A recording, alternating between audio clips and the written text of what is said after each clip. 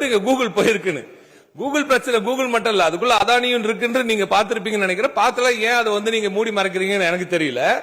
ஆனா அது வெறும் கூகுள் கிடையாது, நல்லா புரிஞ்சுக்கோங்க. அதுக்குள்ள பெரிய விஷயங்களா இருக்கு, அதுக்குள்ள நான் போக தேவையில்லை. ஏன்னா இது இன்னொரு அரசாங்கத்துக்கு, நமது பக்கத்து மாநிலத்துக்கு வர ஒரு முதலீடு. அதை பத்தி நான் குறை சொல்லி பேசவே விரும்பல. அதற்கு ஏன் நாம வேண்டாம் சொன்னோம், ஏன் நான் யாரும் கேட்கலன்னு சொல்றது மிகப்பெரிய அப்பட்டமான உண்மைக்கு புறம்பான ஒரு செய்தி. அதை நீங்களே சரி பார்த்து கொள்ளலாம். அதற்குள்ள என்னெல்லாம் அரசியல் இருக்குன்னு உங்களுக்கு நன்றாக தெரியும். கூகுள் நிறுவனம் வருவதா அதுக்கான இன்சென்டிவ்ஸ் எல்லாம் அவங்க என்ன கொடுத்திருக்காங்க, அதற்கு எவ்வளவு எதிர்ப்பு இப்பவே கிளம்பி இருக்கிறது என்பதெல்லாம் நீங்கள் பார்த்துக் கொள்ளுங்கள்.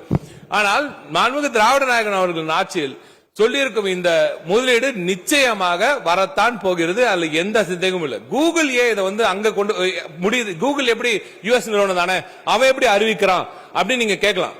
ஏன்னா கூகுள் சைனால இல்ல, சரிங்களா?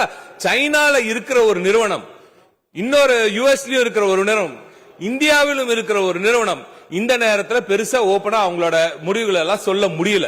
இதை மக்களாக, இந்தியர்களாக நாம் புரிந்து கொள்ள வேண்டும். ஒரு முதலீடு இங்க வரும்பொழுது இதையெல்லாம் ஜியோ பொலிட்டிக்கல் ரீசனா புரிஞ்சுக்கணும். அவன் ஏன் எல்லாம் சொன்னான், no new investment have been announce தான் சொன்னானே தவிர இன்வெஸ்ட்மெண்ட் வரலன்னு சொல்லவே இல்லை. இதெல்லாம் உங்களுக்கு டிப்ளமேட்டிக்கா உங்களுக்கு படிக்க தெரியாத, ஆட்சியில் நடத்தி இருக்கிறீர்கள், உங்களுக்கு நன்றாக தெரியும். ஏன் யார் எப்படி பேசுகிறார்கள் நன்றாக தெரியும்.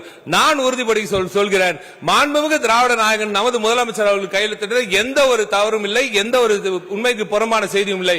நிச்சயமாக 14,000 இன்ஜினியருக்கு நம்ம தமிழ்நாட்டில் வேலை வாய்ப்பு உறுதி, 15,000 கோடி உறுதி. அதை தாண்டியும் வரப்போகிறது. இன்னும் கொஞ்சம் ஒரு சில மாசம் பொறுங்க, அது எவ்வளவு அதிகமா இருக்குன்னு உங்களுக்கு நாங்களே காட்டுறோம், நீங்களே பாப்பீங்க.